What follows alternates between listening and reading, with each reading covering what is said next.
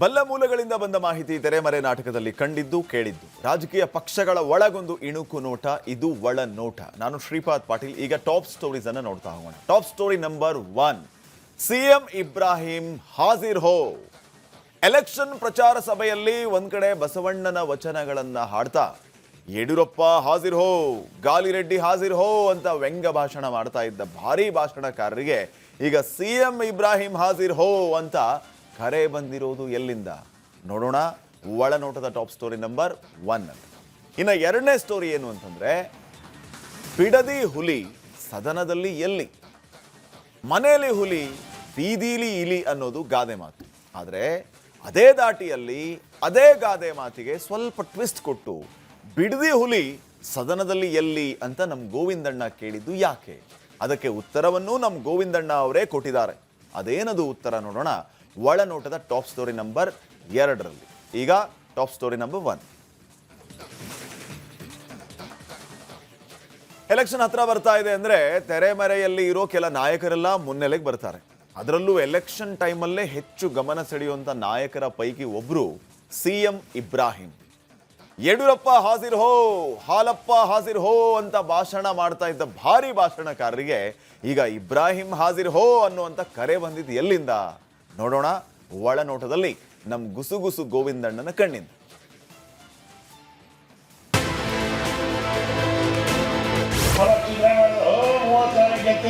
ಆ ಮುಂದೆ ಮಾಡೇ ಹೋಗ್ತಿತ್ತು ಪಕ್ಕದಲ್ಲಿ. ಅದು ಹೇಳ್ತಿಲ್ಲ, ಇಲ್ಲ ನಾನು 40,000 ಗೆಲ್ತೀನಿ, ಮುಂದೆ ನೀನೇ ಫಸ್ಟ್ ಸೋಲ್ತೀಯ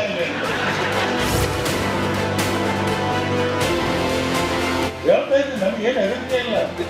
ನಾನು ಬಹಿರಂಗ ರಾಧಾರೋಷನ್ ಹೇಳ್ತಕ್ಕಂಥವ್ರು ನೀನು ಸಿದ್ದರಾಮಯ್ಯ ಎದುರಿಗೆ ಕುಂದಿಸ್ಕೊಂಡು ಭಾಷಣ ಮಾಡಿದ್ದೀನಿ.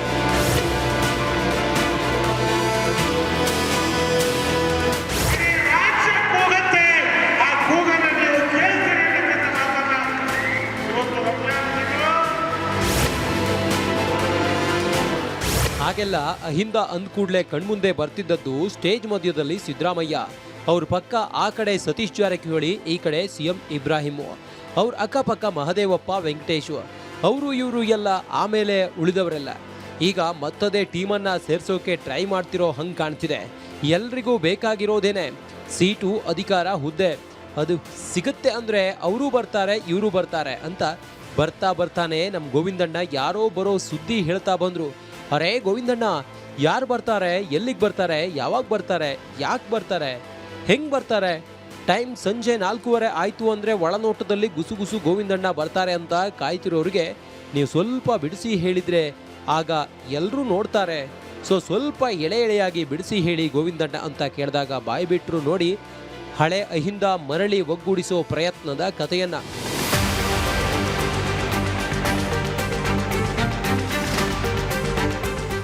ವಿಷಯ ಏನಪ್ಪಾ ಅಂದ್ರೆ, ಮೊನ್ನೆ ಯತೀಂದ್ರ ಹೋಗಿ ಸತೀಶ್ ಜಾರಕಿಹೊಳಿ ಅವರನ್ನ ಮೀಟ್ ಆಗಿ ಬಂದ್ಮೇಲೆ ಸಿದ್ದರಾಮಯ್ಯ ಸತೀಶ್ ಜಾರಕಿಹೊಳಿ ಮತ್ತೆ ಒಂದಾಗ್ತಾರಾ ಅನ್ನೋ ಚರ್ಚೆ ಶುರುವಾಗಿದೆ. ಆದರೆ ತೆರೆಮರೆಯಲ್ಲಿ ಇಂಥ ಪ್ರಯತ್ನ ಇನ್ನೂ ಒಂದು ಹೆಜ್ಜೆ ಮುಂದಕ್ಕೂ ಹೋಗಿದೆ. 3-4 ವರ್ಷಗಳಿಂದ ಸಿದ್ದರಾಮಯ್ಯನವರಿಂದ ಅಂತರ ಕಾಯ್ದುಕೊಂಡಿದ್ದ ಸಿಎಂ ಇಬ್ರಾಹಿಂ ಗರ್ವಾಪ್ಸಿಗೂ ವೇದಿಕೆ ಸಜ್ಜಾಗ್ತಾ ಇದೆ ಅಂತ ಸರ್ಕಾರಿ ನಿವಾಸ ಕಾವೇರಿ ಕಾರಿಡಾರಿನ ಮೂಲಗಳ ಮಧ್ಯೆಯೇ ಚರ್ಚೆ ಜೋರಾಗಿರೋದು ಗೊತ್ತಾಗಿದೆ.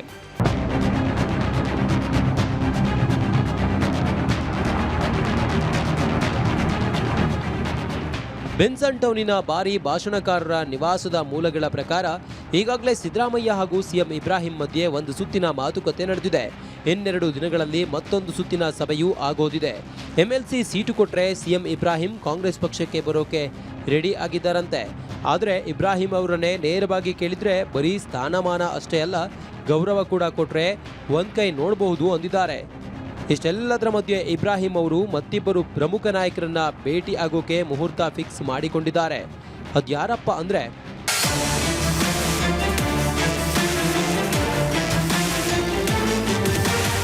ಬೆನ್ಸನ್ ಟೌನಿನ ಭಾರಿ ಭಾಷಣಕಾರರ ನಿವಾಸದ ಮೂಲಗಳ ಪ್ರಕಾರ ಸಿಎಂ ಇಬ್ರಾಹಿಂ ಅವರು ಭೇಟಿ ಮಾಡ್ತಾ ಇರೋದು ಬರೀ ಸಿದ್ದರಾಮಯ್ಯ ಅವರನ್ನಷ್ಟೇ ಅಲ್ಲ, ಸದ್ಯದಲ್ಲೇ ಅವರು ಇತ್ತ ಸತೀಶ್ ಜಾರಕಿಹೊಳಿ ಅವರನ್ನು ಭೇಟಿಯಾಗೋದಕ್ಕೆ ರೆಡಿಯಾಗಿದ್ದಾರೆ. ಈ ಭೇಟಿ ವೇಳೆ 2028ರ ವಿಧಾನಸಭಾ ಚುನಾವಣೆ ದೃಷ್ಟಿಯಿಂದ ತೃತೀಯ ಶಕ್ತಿಯ ಉಗಮಕ್ಕೆ ಚಾಲನೆ ಕೊಡಬೇಕೆ ಎಂಬ ಹಿಡನ್ ಅಜೆಂಡಾವನ್ನು ಚರ್ಚೆ ಮಾಡೋಕೆ ರೆಡಿ ಆಗಿದ್ದಾರಂತೆ.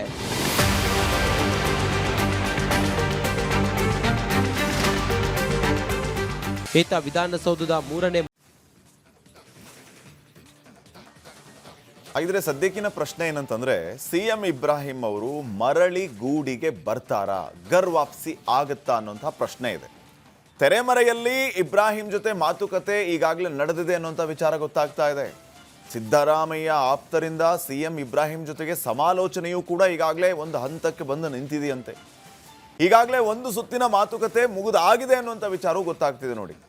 ಸದ್ಯದಲ್ಲಿಯೇ ಸಿದ್ದರಾಮಯ್ಯ ಅವರನ್ನ ಭೇಟಿ ಮಾಡಲಿಕ್ಕಿದ್ದಾರಂತೆ ಇಬ್ರಾಹಿಂ ಅವರು. ಅದರ ಬೆನ್ನಲ್ಲೇ ಜಾರಕಿಹೊಳಿ ಜೊತೆಯೂ ಕೂಡ ಚರ್ಚೆ. ಸಿಎಂ ಭೇಟಿಗೂ ಸಿದ್ಧವಾಗಿದ್ದಾರೆ ಸಿಎಂ ಇಬ್ರಾಹಿಂ. ಕಾಂಗ್ರೆಸ್ ನಾಯಕರ ಜೊತೆಗೆ ಚರ್ಚೆಯ ನಂತರ ಗರ್ ವಾಪಸಿಯ ಬಗ್ಗೆ ನಿರ್ಧಾರವನ್ನ ಮಾಡಲಿಕ್ಕಿದ್ದಾರೆ. ಹಾಗಿದ್ರೆ ಈಗ ತಾವು ಸಂಪೂರ್ಣವಾಗಿ ವಿಚಾರಗಳನ್ನು ಮತ್ತು ಉದ್ದೇಶಗಳನ್ನು ವರದಿಯಲ್ಲಿ ಗಮನಿಸ್ತಾ ಇದ್ರಿ. ಇದು ಸಾಧ್ಯವಾ? ಉದ್ದೇಶ ಏನು? ಅನ್ಕೊಂಡಂತೆ ಲೆಕ್ಕ ಆದರೆ ಇದು ಸಹಜವಾಗಿ ಬೇರೆ ರಾಜಕೀಯ ಪಕ್ಷಗಳಿಗೆ ಒಂದು ರೀತಿಯ ಆತಂಕಕ್ಕೆ ಕಾರಣ ಆಗಬಹುದು. ಆ ಅಹಿಂದ ನಾಯಕರೆಲ್ಲ ಕೂಡ ಒಂದು ಕಡೆ ಸೇರಿ ಏನೋ ಒಂದು ಮಾಡ್ತಾರೆ ಅನ್ನುವಂತಹ ಭಯ ಸಹಜವಾಗಿ ಇರುತ್ತೆ. ಸೊ ಇದಕ್ಕೆ ವೇದಿಕೆ ಆಗುತ್ತಾ? ಸಿಎಂ ಇಬ್ರಾಹಿಂ ಅವರನ್ನ ಈಗ ಮುಂಚೂಣಿಯಲ್ಲಿ ತಗೊಂಡ್ಬಂದು ಆ ರೀತಿಯ ಪರಿಸ್ಥಿತಿ ಆಗುತ್ತಾ ಅನ್ನುವಂಥ ಪ್ರಶ್ನೆ ಇದೆ. ಗೋವಿಂದಣ್ಣ ಅವರು ತಮ್ಮ ಸೂಕ್ಷ್ಮ ನೇತ್ರಗಳಿಂದ ಏನೆಲ್ಲವನ್ನೂ ಗಮನಿಸಿದ್ದಾರೆ ಅನ್ನೋದನ್ನ ನಮ್ಮ ವೀರೇಂದ್ರ ಅವರಿಂದ ನಾವು ತಿಳ್ಕೊಳ್ಳೋಣ. ವೀರೇಂದ್ರ, ಈ ಉತ್ತರ ಕರ್ನಾಟಕ ಭಾಗದಲ್ಲಿ ಒಂದು ಗಾದೆ ಮಾತಿದೆ, ಹಳೆ ಎತ್ತನ್ನ ಹೊಳ್ಯಾಗ ಹೂಡು ಅಂತ ಹೇಳಿ. ಹಳೆ ಎತ್ತನ್ನ ಹೊಳೆಯಲ್ಲಿ ಹೂಡು ಅನ್ನುವಂಥ ಒಂದು ಮಾತಿದೆ. ಇವೆಲ್ಲವೂ ಕೂಡ ಈಗ ಹಳೆ ಎತ್ತುಗಳು ಒಂದು ಕಡೆ ಸೇರಿದರೆ ರಾಜಕಾರಣ ಅನ್ನಂತಹ ಹೊಳೆಯನ್ನು ಸಲೀಸಾಗಿ ದಾಟುವ ಲೆಕ್ಕಾಚಾರ ಬಹುಶಃ ಇರಬಹುದು. ಹೀಗಾಗಿ ಈ ಅಹಿಂದ ಗರ್ ವಾಪಸಿ ಅನ್ನುವಂಥದ್ದು ಮತ್ತೆ ಸ್ಟ್ರಾಂಗ್ ಆಗಿ ಮುಂಚೂಣಿಗೆ ಬರ್ತಾ ಇದೆ. ಗೋವಿಂದಣ್ಣ ಅವರು ಇದನ್ನು ಹೆಂಗೆ ನೋಡಿದ್ದಾರೆ? ಕೂಲಿಂಗ್ ಗ್ಲಾಸಲ್ಲಿ ನೋಡಿದ್ದಾರೆ ಪಾಟೀಲ್ರೆ. ಇದೊಂದು ಸ್ಟೋರಿ ಮಾತ್ರ ಅವರು ಕೂಲಿಂಗ್ ಗ್ಲಾಸ್ ಹಾಕೊಂಡು ನೋಡಿದ್ದಾರೆ. ಸೂಕ್ಷ್ಮ ನೋಟ ಅಲ್ಲ, ದಿವ್ಯ ದೃಷ್ಟಿ ಅಲ್ಲ. ಇದು ಯಾಕೆ ಅವ್ರಿಗೆ ಕೂಲಿಂಗ್ ಗ್ಲಾಸಲ್ಲೇ ತುಂಬ ಚೆನ್ನಾಗಿ ಕಾಣ್ತಿದೆ. ಯಾಕಂದ್ರೆ ಇಬ್ರಾಹಿಂ ಅವ್ರ ಸ್ಟೋರಿ ಅಲ್ವಾ.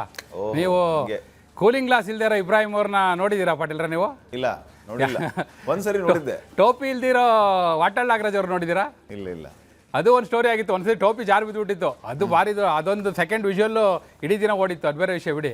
ಈಗ ಇಬ್ರಾಹಿಂ ಅವ್ರ ಕತೆ ಏನಂದ್ರೆ, ಎಲೆಕ್ಷನ್ ಹತ್ತತ್ರ ಬಂತು ಅಂದ್ರೆ ಪಾಟೀಲ್ರೆ ಕೆಲವರೆಲ್ಲ ಮುಂಚೂಣಿಗೆ ಬಂದ್ಬಿಡ್ತಾರೆ.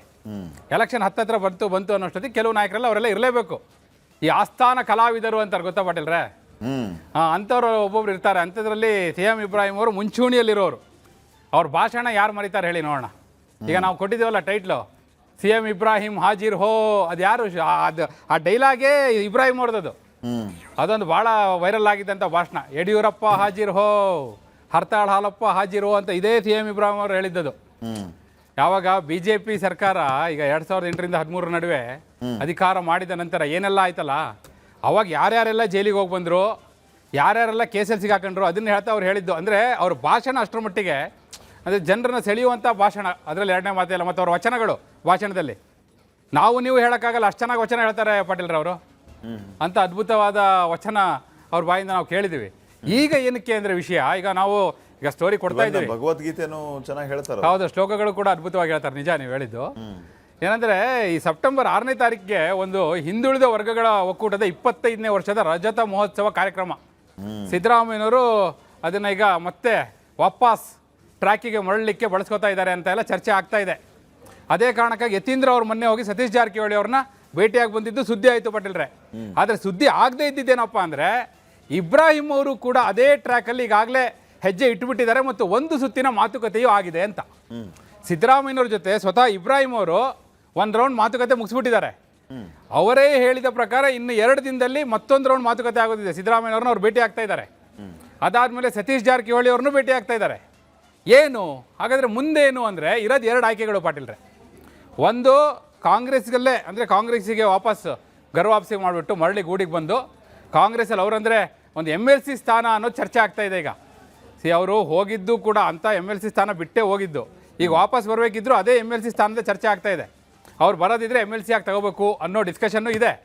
ಸೊ ಈಗ 5 ನಾಮಿನೇಷನ್ ಬೇರೆ ಇದೆಯಲ್ಲ ಪಾಟೀಲ್ರೆ. ಈಗ ಸದ್ಯದಲ್ಲೇ ಈಗ ಲಾಸ್ಟ್ ಮಂತೆ ಆಗಬೇಕಿತ್ತು, 1 ತಿಂಗಳು ಡಿಲೇ ಆಗಿದೆ. ಈಗ ಅಧಿವೇಶನ ಮುಗಿದ್ಕೊಳ್ಳೆ ದಿಲ್ಲಿಗೆ ಹೋಗ್ತಾರೆ. ದಿಲ್ಲಿಗೆ ಹೋಗಿ 5 ನಾಮಿನೇಷನ್ಸ್ನ ಫೈನಲ್ ಮಾಡ್ತಾರೆ ಅಂತ ಇದೆ. ಆ ಹೊತ್ತಿಗೆ ಕರೆಕ್ಟಾಗಿ ಸಿಎಂ ಇಬ್ರಾಹಿಂ ಅವ್ರದ್ದು ಎಂಟ್ರಿ ಆಗಿದೆ. ಅಂದರೆ ಬಹುತೇಕ ಅವರು ಕಾಂಗ್ರೆಸ್ಗೆ ಮರಳಿ ಅಲ್ಲಿ ವಾಪಸ್ ಟ್ರ್ಯಾಕಿಗೆ ತರಬೇಕು ಅನ್ನೋದು ಒಂದು. ಎರಡನೇದು, ಅವರೇ ಹೇಳಿದ ಪ್ರಕಾರ ಹಿಂದೆ ಭಾಳಷ್ಟು ಬಾರಿ ಹೇಳಿದ್ದಾರೆ ಅವರು, ತೃತೀಯ ಶಕ್ತಿಯ ಉಗಮ ಅಂಥೇಳಿ. ಈಗ ಯಾಕೆ ಈಗ ಹಿಂದೆ ಜನತಾದಳ, JDS ಇದನ್ನು ತೃತೀಯ ಶಕ್ತಿ ಅಂತಿದ್ರು ಅದರ ನೇತೃತ್ವದಲ್ಲಿ. ಈಗ JDS BJP ಒಂದಾಗ್ಬಿಟ್ಟಿದೆಯಲ್ಲ, ಒಂದ್ ಕಡೆ ಕಾಂಗ್ರೆಸ್, ಇನ್ನೊಂದು ಕಡೆ JDS BJP ಮೈತ್ರಿ, ಇದೆರಡನ್ನ ಬಿಟ್ಟು ಮತ್ತೊಂದು ತೃತೀಯ ಶಕ್ತಿ ಹೋಗಮ್ಮ ಅನ್ನೋದನ್ನು ಅವ್ರು ಹೇಳ್ತಾ ಇದ್ದಾರೆ. ಅಂದರೆ ಆಯ್ಕೆಗಳು ಯಾವುದನ್ನು ಆಧರಿಸಿರುತ್ತೆ ಅಂದರೆ ಪಾಟೀಲ್ರೆ, ಅವರು ಈಗ ಏನು ಸರ್ ಇಂಥ MLC ಸ್ಥಾನಕ್ಕೋಸ್ಕರನ ಅಂದರೆ ಸ್ಥಾನ ಅಷ್ಟೇ ಅಲ್ಲಪ್ಪ, ಮಾನ ಮುಖ್ಯ, ಮಾನಕ್ಕಿಂತ ಗೌರವ ಮುಖ್ಯ, ಆ ಗೌರವ ಕೊಟ್ಟರೆ ಹೋಗ್ತೀನಿ ನಾನು ಅಂತ ಹೇಳ್ತಿದ್ರು ಅವರು. ಅಂದರೆ ಅವೆಲ್ಲವೂ ಕೂಡ ಸಿಕ್ಕರೆ, ಸ್ಥಾನ ಮಾನ ಗೌರವ ಎಲ್ಲವೂ ಸಿಕ್ಕರೆ ಒಂದು ಕೈ ನೋಡೋಣ ಅನ್ನೋ ಲೆಕ್ಕದಲ್ಲಿ CM ಇಬ್ರಾಹಿಂ ಅವರು ಇದ್ದಾರೆ. ಆ ಒಂದು ತೆರೆಮರೆಯ ಸುದ್ದಿ ನಮ್ಮ ಗೋವಿಂದಣ್ಣರಿಗೆ ಕೂಲಿಂಗ್ ಗ್ಲಾಸ್ ಒಳಗಿಂದ ಕಾಣಿಸಿದೆ ಪಾಟೀಲ್ರೆ. ಈಗ ಸಿದ್ದರಾಮಯ್ಯ ಮತ್ತೆ ಜಾರಕಿಹೊಳಿ ಮಧ್ಯೆ ಇರುವಂತಹ ಬಿರುಕನ್ನ ನೆನಪು ಮಾಡ್ಕೊಂಡಾಗ CM ಇಬ್ರಾಹಿಂ ಅವರ ಅಗತ್ಯತೆ ಇದೆ ಅನ್ನುವಂಥದ್ದು ಇಲ್ಲಿ ನಾವು ಗಮನಿಸಬೇಕಾಗಿರುವಂತಹ ಒಂದು ಪಾಯಿಂಟ್ ವರದಿ. ಇದರ ಜೊತೆಗೆ ಈಗ ಸಿದ್ದರಾಮಯ್ಯ ಮತ್ತು ಜಾರಕಿಹೊಳಿಯ ಮಧ್ಯೆ ಅಹಿಂದದಿಂದ ಬಂದಂಥವ್ರು, ಒಂದು ಪಾರ್ಟಿಯಿಂದ ಬಂದಂಥವ್ರು, ಇವರಿಬ್ಬರ ಮಧ್ಯೆ ಇಬ್ರಾಹಿಂ ಅವರನ್ನ ಕರೆಸಿ ಸರಿಪಡಿಸುವಷ್ಟರ ಮಟ್ಟಿಗೆ ಆ ಬಿರುಕು ಮೂಡಿದೆಯಾ ಅನ್ನುವಂಥ ಪ್ರಶ್ನೆಯೂ ಕೂಡ ಮೂಡ್ತಾ ಇದೆ. ಇದು ಹಿಂಗೆ ಮುಂದುವರಿಯುತ್ತಾ ಮತ್ತೆ ಅಹಿಂದ ಅನ್ನುವಂಥ ವೇದಿಕೆಯಲ್ಲಿ ಎಲ್ಲರೂ ಕೂಡ ಒಂದಾಗ್ತಾರ? ಒಂದಾದ್ರೆ ಇದನ್ನ ನೋಡಿ, ಒಂದು ರಾಜಕೀಯ ಸೂಕ್ಷ್ಮವನ್ನು ನಾವು ಗಮನಿಸೋಣ. ಈಗ DK ಶಿವಕುಮಾರ್ ಅವ್ರನ್ನ ಪಕ್ಕಕ್ಕಿಟ್ಟು ಈ ಅಹಿಂದ ನಾಯಕರೆಲ್ಲರೂ ಕೂಡ ಒಟ್ಟಾದ್ರು ಅಂತಂದ್ರೆ ಅದು DK ಶಿವಕುಮಾರ್ ಅವ್ರಿಗೆ ಎಷ್ಟರ ಮಟ್ಟಿಗೆ ಇಫೆಕ್ಟ್ ಆಗ್ಬೋದು? 2028ರ ವಿಷನ್ ನೋಡ್ತಾ ಇದ್ದಾರೆ. ಕಾಂಗ್ರೆಸ್ ಮತ್ತೆ ಅಧಿಕಾರಕ್ಕೆ ಬರಬೇಕು, ಅದಕ್ಕೆ ಸಿದ್ದರಾಮಯ್ಯ ಜಾರಕಿಹೊಳಿ ಒಂದಾಗಬೇಕು, ಅದರಿಂದ ಅಹಿಂದ ಬಾಂಡಿಂಗ್ ಮತ್ತೆ ಸ್ಟ್ರಾಂಗ್ ಆಗುತ್ತೆ. That's okay. ಬಟ್ ಅಹಿಂದ ನಾಯಕರು ಬಾಂಡಿಂಗ್ ಬೇರೆ ಇದೆ apart from DK Shivakumar, right ಅಲ್ವಾ? right. ಇದು DK ಶಿವಕುಮಾರ್ ಅವರಿಗೆ ಪರಿಣಾಮ ಆಗ್ಬೋದಲ್ವಾ? ಖಂಡಿತ ಪಾಟೀಲ್ರೆ. ನೋಡಿ, ಈ ಅಹಿಂದ ನಾಯಕರು ಒಂದಾಗೋದಷ್ಟೇ ಅಲ್ಲ, ಅವ್ರೇನಾದ್ರು ಒಂದಾಗಿ ಜಾತಿ ಗಣತಿ ಅಸ್ತ್ರವನ್ನ ಕೈ ಇಟ್ಕೊಂಡು ಮುಂದಕ್ಕೆ ಹೊರಟುಬಿಟ್ರೆ, ಜಾತಿ ಗಣತಿನ ಇಂಪ್ಲಿಮೆಂಟ್ ಮಾಡಬೇಕು DK ಶಿವಕುಮಾರ್ ನೇತೃತ್ವದ ಸರ್ಕಾರ ಅಂತೇಳಿ ಹೊರಟುಬಿಟ್ರೆ ಆಗೇನಾಗ್ಬೋದು ಪರಿಸ್ಥಿತಿ ನೀವು ಯೋಚನೆ ಮಾಡಿ ಅನ್ನೋದು ವಿಧಾನಸೌಧದ ಕಾರಿಡಾರಲ್ಲೇ ಚರ್ಚೆ ಆಗ್ತಾ ಇದೆ. ಇದು ಏನಾಗ್ಬೋದು ಆಗ ಸ್ಥಿತಿ? ಯಾಕಂದರೆ ಒಂದು ಕಡೆ ಸಿದ್ದರಾಮಯ್ಯನವರು, ಮತ್ತೊಂದು ಕಡೆ ಸತೀಶ್ ಜಾರಕಿಹೊಳಿ. ನೋಡಿ, ಹಿಂದೆ ಕೂಡ ಸಿದ್ದರಾಮಯ್ಯನವರು ಹಾಗೂ ಸತೀಶ್ ಜಾರಕಿಹೊಳಿ ಅವರ ನಡುವೆ ಡಿಫ್ರೆನ್ಸಸ್ ಬಂದಿದ್ದಿದೆ. ಇಷ್ಟು ದೊಡ್ಡ ಕಂದಕ ಆಗಿರಲಿಲ್ಲ ಪಾಟೀಲ್ರೆ, ಬಟ್ ಡಿಫ್ರೆನ್ಸಸ್ ಬಂದಿತ್ತು. ಆ ಎಲ್ಲ ಸಂದರ್ಭಗಳಲ್ಲೂ ಇದೇ ಇಬ್ರಾಹಿಂ ಅವರು, ಮಹಾದೇವಪ್ಪನವರು ಅವರೆಲ್ಲ ಈ ಫೆವಿಕಾಲ್ ಹಾಕೋ ಕೆಲಸ ಅಂತಾರೆ, ಈ ಪ್ಯಾಚಪ್ ಮಾಡೋದು, ತೇಪೆ ಹಾಕೋ ಕೆಲಸ, ಅದನ್ನು ಮಾಡಿದ್ದಾರೆ ಯಶಸ್ವಿಯಾಗಿ. ಈಗ ಏನಾಯಿತು, ಈ ಸಂದರ್ಭದಲ್ಲಿ ಇಬ್ರಾಹಿಂ ಅವರು ಇಲ್ಲ, ಈ ಕಡೆ ಆ ಕಡೆ ಮಹಾದೇವಪ್ಪನವರು ಒಂದು ಮೂಲೆ ಸೇರ್ಕೊಂಡ್ಬಿಟ್ರು. ಹೀಗಾಗಿ ಇದನ್ನು ಯಾರೂ ಕೂಡ ಮಧ್ಯ ಪ್ಯಾಚಪ್ ಮಾಡ್ಲಿಕ್ಕೆ ಆಗಲಿಲ್ಲ. ಕಡೆಗೆ ಯತೀಂದ್ರ ಅವರೇ ಹೋಗಬೇಕಾಯ್ತು. ಇದೇನಾದರೂ ವರ್ಕ್ ಆದರೆ, ಈಗ ಇಬ್ರಾಹಿಂ ಅವರು ವಾಪಸ್ ಬಂದರೆ, ಆಗ ನೀವು ಹೇಳಿದಾಗೆ ಆ ಅಹಿಂದ ಫೋರ್ಸ್ ಇದೆಯಲ್ಲ, ಅದು ಏನಾದರೂ ಅದ್ರ ಜೊತೆಗೆ ಕೈಯಲ್ಲಿ ಜಾತಿ ಗಣತಿ ಅಸ್ತ್ರ, ಯಾವ ಅಸ್ತ್ರವನ್ನು ಸಿದ್ದರಾಮಯ್ಯನವರು ಮುಖ್ಯಮಂತ್ರಿ ಪಟ್ಟದಿಂದ ಕೆಳಗಿಳಿಯುವ ಹಿಂದಿನ ದಿನ ಕಟ್ಟ ಕಡೆಯ ಬ್ರಹ್ಮಾಸ್ತ್ರದ ರೀತಿಯಲ್ಲಿ ರಿಸೀವ್ ಮಾಡ್ಕೊಂಡ್ರಲ್ಲ, ಅದನ್ನೇನಾದರೂ ಈಗ ಮುಂದಿಟ್ಕೊಂಡು ಹೋದರೆ ಡೆಫಿನೆಟ್ಲಿ 2028ರ ಚುನಾವಣೆಗೂ ಮೊದಲು ಬಹಳ ದೊಡ್ಡ ಸಂಚಲನಕ್ಕೆ ಕಾರಣ ಆಗುವಂಥದ್ದು ಇದೇ ಅಸ್ತ್ರ. ಈ ಒಂದು ಜಾತಿ ಗಣತಿ ಇದೆಯಲ್ಲ, ಅದೇ ಖಂಡಿತವಾಗಿ ಬ್ರಹ್ಮಾಸ್ತ್ರ ಆಗಬಹುದು ಅನ್ನುವಂಥ ಚರ್ಚೆ ಕೂಡ ವಿಧಾನಸೌಧದ ಕಾರಿಡಾರಲ್ಲಿ ನಡೀತಾ ಇದೆ ಪಾಟೀಲ್. ಸೊ ಇದನ್ನ ಅನ್ಕೊಂಡಂತೆ ಅಂದ್ರೆ ಈ ಲೆಕ್ಕಾಚಾರದಲ್ಲಿ ಈ ಎಲ್ಲ ವಿಚಾರಗಳು ಮುಂದೆ ಪರಿಣಾಮ ಆಗುತ್ತೆ ಅನ್ನುವಂಥದ್ದಾದರೆ DK ಶಿವಕುಮಾರ್ ಇದನ್ನ ಎಂಟರ್ಟೈನ್ ಮಾಡ್ತಾರೆ ಅಂತ ನಿಮ್ಗೆ ಅನ್ಸುತ್ತಾ? What about BK Hariprasad? ಈಗ DK ಶಿವಕುಮಾರ್ ಎಂಟರ್ಟೈನ್ ಮಾಡಲಿಲ್ಲ ಅಂತಂದ್ರೆ ಅವರು ಹರಿಪ್ರಸಾದ್ ಕಡೆ, ಯಾಕಂದ್ರೆ ಅವರು ಅಧ್ಯಕ್ಷರಾಗಿದ್ದಾರೆ, ಆ ಕಡೆ ಏನಾದರೂ ಒಂದು ದಾರಿ ಓಪನ್ ಇದೆಯಾ? ನನಗೆ ಹರಿಪ್ರಸಾದ್ಗಿಂತ ಇಬ್ರಾಹಿಂ ಅವರು ಸೀನಿಯರ್ ಇದ್ದಾರೆ, ಆಮೇಲೆ ರಾಜಕೀಯವಾಗಿಯೂ ಕೂಡ ಪ್ರಬಲರಾಗಿದ್ದಾರೆ. ಇದೇ ಹಂಗೆ ಒಂದು ಸ್ವಲ್ಪ ರಾಜಕೀಯದ ಸೂಕ್ಷ್ಮಗಳನ್ನು ಹೇಳ್ಬೋದಾ ನೀವು? ಪಟೇಲ್ರೆ ಅವರು ಸಮಕಾಲೀನರು ಹಾಗೆ ನೋಡ್ಲಿಕ್ಕೆ ಹೋದ್ರೆ, ಯಾಕಂದ್ರೆ ಅವರು ಇಂದಿರಾ ಗಾಂಧಿ ಕಾಲದವರು, ಇವರು ಇಂದಿರಾ ಗಾಂಧಿ ಕಾಲದವರೇ. BK ಹರಿಪ್ರಸಾದ್ ಹಾಗೂ CM ಇಬ್ರಾಹಿಂ ಹಾಗೂ BK ಹರಿಪ್ರಸಾದ್ ಇದ್ದಾರಲ್ಲ ಪಟೇಲ್ರೆ, ಆಲ್ಮೋಸ್ಟ್ ಸಮಕಾಲೀನರು ಅವರಿಬ್ರು ಕೂಡ. ಆ ದೃಷ್ಟಿಯಿಂದ ನೋಡೋದಾದ್ರೆ ನೋಡಿ, ಇಬ್ರಾಹಿಂ ಅವರು ಎಂಟ್ರಿ ಇದೆಯಲ್ಲ, ಅದು ಆಲ್ಮೋಸ್ಟ್ ಡಿಪೆಂಡೆಂಟ್ ಆನ್ ಸಿದ್ದರಾಮಯ್ಯನವರ ನಿರ್ಧಾರ. ಈ ವಿಚಾರದಲ್ಲಿ ಹೈಕಮಾಂಡ್ ಕೂಡ ಸಿದ್ದರಾಮಯ್ಯನವ್ರನ್ನ ಕೇಳದೆ ತೀರ್ಮಾನ ಮಾಡಲ್ಲ. ಯಾಕಂದರೆ ಅವತ್ತು CM ಇಬ್ರಾಹಿಂ ಕಾಂಗ್ರೆಸ್ಸಿಗೆ ಬರಬೇಕಿದ್ರೆ ಇದೇ ಸಿದ್ದರಾಮಯ್ಯನವರೇ ಸೋನಿಯಾ ಗಾಂಧಿ ಅವ್ರ ಹತ್ರ ಮಾತಾಡಿ ಇಂತಿಂಥವ್ರೆಲ್ಲ ನನ್ನ ಜೊತೆ ಬರ್ತಾರೆ ಅನ್ನೋದನ್ನು ಕ್ಲಿಯರೆನ್ಸ್ ತೊಗೊಂಡು ಬಂದಮೇಲೆ CM ಇಬ್ರಾಹಿಂನವರು, ಮಹಾದೇವಪ್ಪನವರು, ಸತೀಶ್ ಜಾರಕಿಹೊಳಿ, ಹಾಗೆ ಭಾಳಷ್ಟು ಜನ ಇದ್ದಾರೆ ಬಿಡಿ ಆ ಲಿಸ್ಟಲ್ಲಿ. ಈಗ ಸುಮಾರು ಜನ ಇವತ್ತು ಬದುಕೇ ಇಲ್ಲ ಹಾಗೆ ನೋಡ್ಲಿಕ್ಕೆ ಹೋದರೆ. ಈಗ ಮಹಾದೇವ್ ಪ್ರಸಾದ್ ಅವ್ರು ಇವತ್ತಿಗಿಲ್ಲ ನಮ್ಮ ಜೊತೆ. ಅಂಥವ್ರು ಭಾಳ ದೊಡ್ಡ ತಂಡವೇ ಬಂತು ಸಿದ್ದರಾಮಯ್ಯನವ್ರ ಜೊತೆ. ಸೊ ಇವತ್ತು ಕೂಡ ಸಿದ್ದರಾಮಯ್ಯನವ್ರು ಅಡ್ಗಾಲ್ ಹಾಕಿದರೆ ಅವ್ರು ಬರೋಕ್ಕಾಗಲ್ಲ. ಅದಕ್ಕೆ ಅವರು ಮೊದಲನೇದಾಗಿ ಸಿದ್ದರಾಮಯ್ಯನವ್ರ ಜೊತೆನೇ ಮೀಟಿಂಗ್ ಮಾಡಿರೋದು, ಸಿದ್ದರಾಮಯ್ಯನವ್ರ ಜೊತೆನೇ ಈಗ 2ನೇ ಸುತ್ತಿನ ಸಭೆಯೂ ಆಗ್ತಿರೋದು. ಆದರೆ ಇವತ್ತು ಮುಖ್ಯಮಂತ್ರಿ DK ಶಿವಕುಮಾರ್ ಹಾಗೂ KPCC ಅಧ್ಯಕ್ಷರು ನೀವು ಹೇಳಿದಂಥ BK ಹರಿಪ್ರಸಾದ್ ಅವರ ಪಾತ್ರ ಕೂಡ ಖಂಡಿತ ಇರುತ್ತೆ. ಈಗ ಏನು ನಡೀತಾ ಇದೆಯಲ್ಲ ಪಾಟೀಲ್ರೆ, ಈಗ ಯಾರ್ಯಾರು ಯಾವ ಧ್ರುವದಲ್ಲಿದ್ದಾರೆ ಅಂತ ನೋಡೋದಾದರೆ BK ಹರಿಪ್ರಸಾದ್ ಅವರು ಸಿದ್ದರಾಮಯ್ಯವ್ರ ಜೊತೆ ಇದ್ದಾರೆ. ಹೀಗಾಗಿ ಸಿದ್ದರಾಮಯ್ಯವ್ರು ಹೇಳಿದ್ದಕ್ಕೆ BK ಹರಿಪ್ರಸಾದ್ ಅವರೇನು ಅಡ್ಡಿ ಆಗೋ ಸಾಧ್ಯತೆ ಇಲ್ಲ. ಆದರೆ DK ಶಿವಕುಮಾರ್ ಮಾತೊಂದು ನೆನಪಾಗುತ್ತೆ ವೀರೇಂದ್ರ, ಪಕ್ಷ ಸಂಘಟನೆ ಮಾಡಬೇಕು ಅನ್ನೋರು ನನ್ನ ಜೊತೆ ಬನ್ನಿ, ಅಧಿಕಾರ ಬೇಕನ್ನೋರು DK ಶಿವಕುಮಾರ್ ಹತ್ರ ಹೋಗಿ ಅಂತ. ಇಬ್ರಾಹಿಂಗೆ ಅಧಿಕಾರ ಬೇಕು, ಸಂಘಟನೆನೂ ಬೇಕು. ಕರೆಕ್ಟ್. ಅವರು ಬಹುಪಾಲು ಅವ್ರು ಹೆಚ್ಚು ವರ್ಕ್ ಆಗದೆ ಸಂಘಟನೆಗೆ. ಅವ್ರ ಭಾಷಣಕಾರ. ಅವ್ರು ನೋಡಿ, ಸಿದ್ದರಾಮಯ್ಯವ್ರ ಭಾಷಣಕ್ಕೆ ಬರೋವರೆಗೂ ಭಾಷಣ ಮಾಡ್ತಿದ್ದವ್ರು ಇದೇ CM ಇಬ್ರಾಹಿಂ ಅವರು. ಹೌದು. ಅವ್ರು ವೇದಿಕೆಗೆ ಬರೋವರೆಗೂ ಇವ್ರದೇ ವೇದಿಕೆ, ಅವ್ರು ಬಂದಮೇಲೆ ಇವ್ರು ಆಚೆಗೆ, ಈ ಥರ ಇರ್ತಾ ಇತ್ತದು. ಈಗ ಏನಾಗಿದೆ, ಈಗ ಹರಿಪ್ರಸಾದ್ ಅವ್ರಿಗೂ CM ಇಬ್ರಾಹಿಂ ಬೇಕು ಮುಂದೆ ಚುನಾವಣೆಯ ದೃಷ್ಟಿಯಿಂದ. ಯಾಕಂದರೆ ನೋಡಿ, ಸಿದ್ದರಾಮಯ್ಯನವರು ಹಾಗೂ ಜಮೀರ್ ಅಹಮದ್ ಖಾನ್ ಅವ್ರ ನಡುವಿನ ಆ ಒಂದು ರ್ಯಾಪ್ ಇವತ್ತಿಲ್ಲ, ಆ ವೇವ್ ಲೆಂತ್ ಈಗ ಕಟ್ಟಾಗಿದೆ. ಅವರು ಕೂಡ ಯಾರು ಜಮೀರ್ ಕೂಡ ಯಾವಾಗ ಅವರಿಂದ ವಕ್ಫ್, ಹಜ್ ಮತ್ತು ಅಲ್ಪಸಂಖ್ಯಾತರ ಕಲ್ಯಾಣ ಇಲಾಖೆ ಅಂತ ತೆಗೆದುಕೊಂಡ್ರು, ವಾಪಸ್ ತೊಗೊಂಡ್ಬಿಟ್ರಲ್ಲ, ಅವತ್ತಿಂದ ಎಲ್ಲಾದರೂ ನೀವು ಆಕ್ಟಿವ್ ಆಗಿ ಜಮೀರ್ ಅಹಮದ್ ಖಾನ್ ಅವ್ರನ್ನ, ಈಗ ಒಂದು ವಾರ ಅಧಿವೇಶನ ಆಯಿತು ಪಾಟೀಲ್ರೆ, ಅವ್ರದ್ದು ಎಂತೆಂಥ ಆವಾಜ್ಗಳು ಬರಬೇಕಿತ್ತು ಸದನದ ಒಳಗೂ ಹೊರಗೂ, ಎಲ್ಲಾದರೂ ಕೇಳಿದ್ರ ಪಾಟೀಲ್ರೆ ನೀವು? ಅವ್ರು ಕಡೆಯದಾಗ ಸುದ್ದಿ ಆಗಿದ್ದು ಯಾವಾಗ ಅಂದರೆ ಪಾಟೀಲ್ರೆ, ಇಲ್ಲ ನನಗೆ ವಿಜಯನಗರದ ಉಸ್ತುವಾರಿ ಬೇಡ, ನಾನು ಫ್ಲಾಗ್ ಹಾಸ್ಟ್ ಮಾಡೋಕೆ ಅಲ್ಲಿಗೆ ಹೋಗಲ್ಲ ಅಂತ ಒಂದು ಲೆಟ್ರ್ ಬರೋದು ಸುದ್ದಿ ಆದ್ರಲ್ಲ, ಅದರಲ್ಲೂ ಕೂಡ ವೈಟ್ನರ್ ಹಾಕಿದ್ರಲ್ಲ, ವಕ್ಫ್, ಹಜ್ ಮತ್ತು ಅಲ್ಪಸಂಖ್ಯಾತರ ಕಲ್ಯಾಣಕ್ಕೆ ವೈಟ್ನರ್ ಹಾಕಿದ್ರಲ್ಲ, ಅದೇ ಅವ್ರು ಲಾಸ್ಟ್ ಸುದ್ದಿ ಆಗಿದ್ದು. ಅದಾದಮೇಲೆ ಇವತ್ತಿನವರೆಗೂ ಸುದ್ದಿ ಇಲ್ಲ. ಅಂದರೆ ಅವರು ಕೂಡ ಅಷ್ಟರ ಮಟ್ಟಿಗೆ ಆಕ್ಟಿವ್ ಆಗಿ ಇಲ್ಲದೆ ಇರೋ ಸಂದರ್ಭದಲ್ಲಿ ಇದೇ ಟೈಮು ಅಂತ CM ಇಬ್ರಾಹಿಂ ಅವ್ರಿಗೂ ಕೂಡ ಈಗ ಏನೋ ಹೇಳ್ತಾರಲ್ಲ, ಕಾಗೆ ಕೂರೋಕ್ಕೂ ಟೊಂಗೆ ಮುರಿಯೋಕ್ಕೂ ಟೈಮ್ ಸರಿ ಆಯಿತು ಅಂತೇಳಿ, ಆ ರೀತಿ ಸಮಯ ಕೂಡ ಬಂದಂಗೆ ಕಾಣಿಸ್ತಾ ಇದೆ. ಇವರು ಕೂಡ ಇಷ್ಟೊಳಗಾಗಲೇ ಒಂದು ಮೀಟಿಂಗು ಮಾಡಿದ್ದಾರೆ.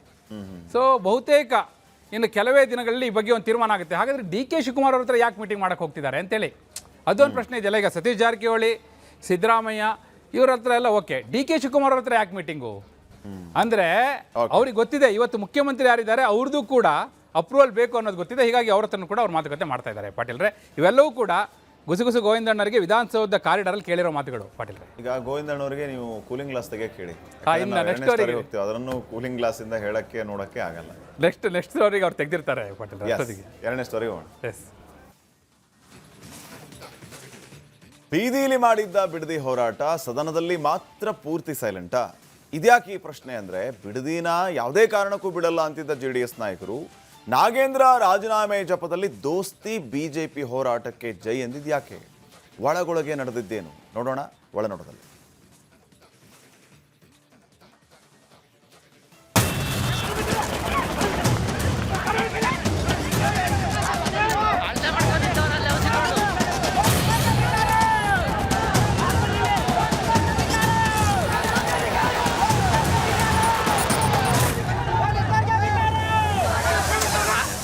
ಅಲ್ಲ, ಅಷ್ಟೆಲ್ಲ ಗಲಾಟೆ ಮಾಡಿ, ಗದ್ದಲ ಮಾಡಿ, ಪೊರಕೆಲಿ ಹೊಡೆದು, ಒನಕೆ ತಂದು, ಕಡೆಗೆ ಪಾದಯಾತ್ರೆನೂ ಮಾಡಿ, ತಡಿ ಇವರೇನೋ ಸದನದಲ್ಲಿ ಕಡ್ದು ಕಟ್ಟೆ ಹಾಕ್ತಾರಂತೆ ಅಂತ ಕಾಯ್ತಾ ಇದ್ರೆ ಇವರ ತುಟಿ ಪಿಟಿಕೆ ಅನ್ಲಿಲ್ವಲ್ಲ, ಒಳಗೆ ಹೋರಾಟ ಇರಲಿ ಮಾತೇ ಆಡ್ಲಿಲ್ವಲ್ಲ.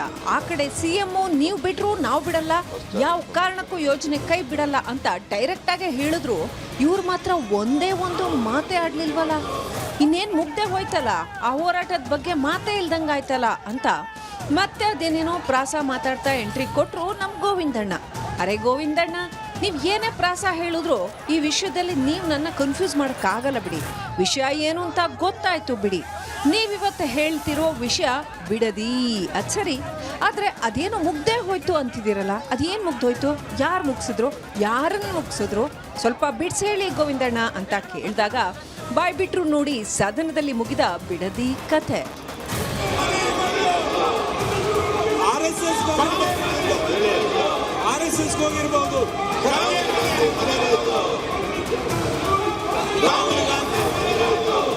ಸಭಾಧ್ಯಕ್ಷರೇ,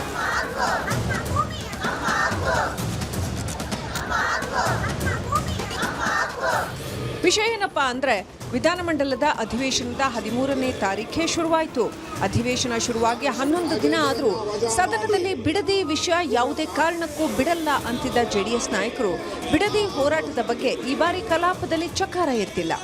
ಸದನದ ಹೊರಗೂ ಸದನದ ಒಳಗೂ ಬಿಡದಿ ಬಗ್ಗೆ ಭಾರಿ ಹೋರಾಟ ಮಾಡ್ತೀವಿ ಅಂದಿದ್ದ JDS ಶಾಸಕರು ಸದನ ಹೊರಗೇನೋ ಭಾರಿ ಹೋರಾಟವನ್ನೇ ಮಾಡಿದ್ರು. ಆದರೆ ಸದನದ ಒಳಗೆ ಬಿಡದಿ ಬಗ್ಗೆ ತುಟಿ ಪಿಟಿ ಕಂದಿಲ್ಲ ಅನ್ನೋದು ಮೊಗಸಾಲೆ ಮೂಲಗಳ ಕಣ್ಣಾರೆ ಕಂಡ ಇನ್ಫಾರ್ಮೇಶನ್. ಮಾಜಿ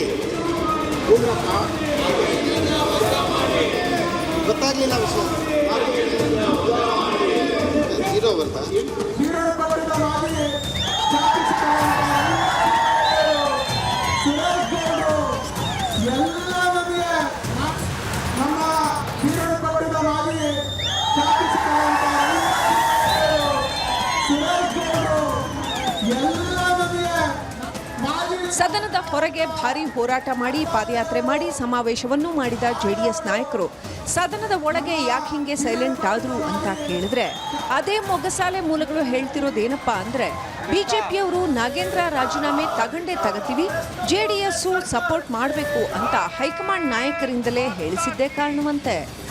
ಅಧಿವೇಶನದ ಆರಂಭದಲ್ಲಿ ಜೆಡಿಎಸ್ ನಾಯಕರು ಬಿಜೆಪಿ ಲೀಡರ್ಸ್ ಜೊತೆ ಮಾತಾಡ್ತಾ ಒಂದು ದಿನ ಬಿಡದಿ ಬಗ್ಗೆ ಕಲಾಪದಲ್ಲಿ ಮಾತಾಡಲೇಬೇಕು ಅಂತ ಪ್ರಸ್ತಾಪ ಇಟ್ಟಿದ್ರಂತೆ. ಆದರೆ ನಾಗೇಂದ್ರ ಹೋರಾಟದ ಮಧ್ಯೆ ಬಿಡದಿ ವಿಷಯ ತಗೊಂಡ್ರೆ ಹೋರಾಟ ಹಳಿ ತಪ್ಪುತ್ತೆ ಅಂತ ರಾಜ್ಯ ಬಿಜೆಪಿ ನಾಯಕರು ಹೈಕಮಾಂಡಿಗೆ ಕಂಪ್ಲೇಂಟ್ ಮಾಡಿದ್ರಂತೆ. ಕಡೆಗೆ ಹೈಕಮಾಂಡ್ ನಾಯಕರೇ ಮಧ್ಯಪ್ರವೇಶ ಮಾಡಿ ನಾಗೇಂದ್ರ ರಾಜೀನಾಮೆ ಹೋರಾಟಕ್ಕೆ ಆದ್ಯತೆ ಕೊಡೋಣ ಅಂತ ಜೆಡಿಎಸ್ ನಾಯಕರಿಗೂ ಕನ್ವಿನ್ಸ್ ಮಾಡಿದ ಮೇಲೆ ಅನಿವಾರ್ಯವಾಗಿ ಜೆಡಿಎಸ್ನವರು ಸೈಲೆಂಟ್ ಆದ್ರು ಅನ್ನೋದು ಅಸೆಂಬ್ಲಿ ಲಾಂಚ್ನ ಮೂಲಗಳ ಲೇಟೆಸ್ಟ್ ಇನ್ಫಾರ್ಮೇಷನ್.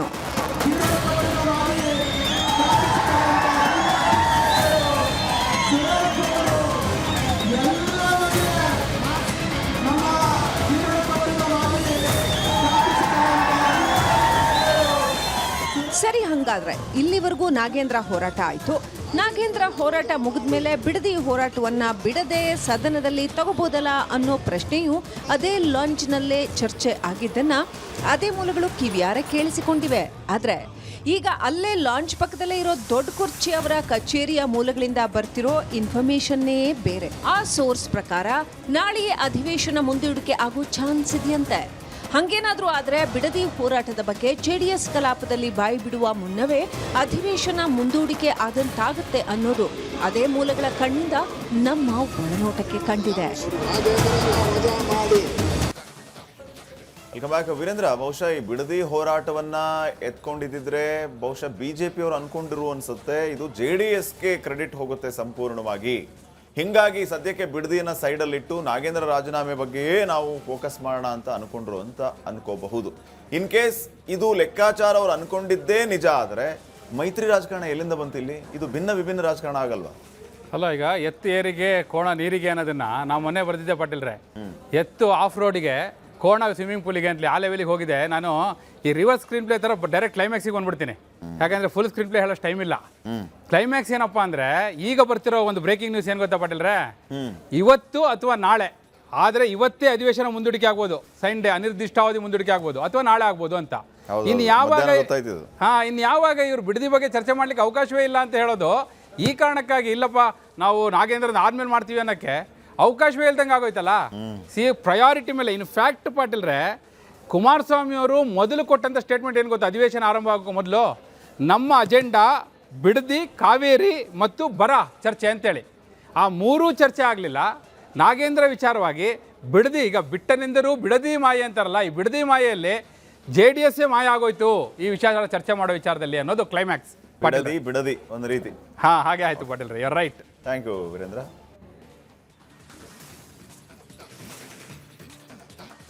ಇದಾಗಿತ್ತು ಇವತ್ತಿನ ಒಳನೋಟ ವಿಶೇಷ. ನೋಡ್ತಾ ರಿಪಬ್ಲಿಕ್ ಕನ್ನಡ, ಇದು ನಿಮ್ಮ ಧ್ವನಿ. ನಮಸ್ಕಾರ.